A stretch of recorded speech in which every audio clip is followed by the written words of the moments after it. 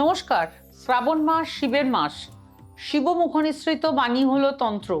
তন্ত্রের স্রষ্টা শিব 8 রকম মৃত্যুতুল্য কষ্ট থেকে মুক্তি পেতে শ্রাবণ মাসে কি করবেন?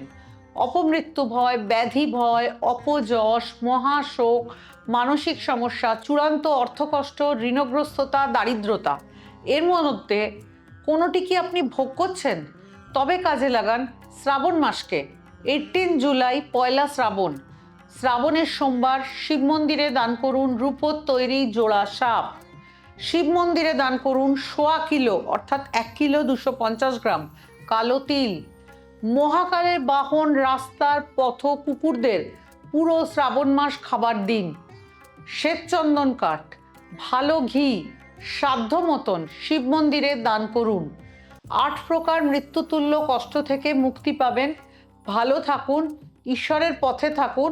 শিব ভক্ত যারা মহাকালের বাহনদের একটু সেবা করবেন। নমস্কার।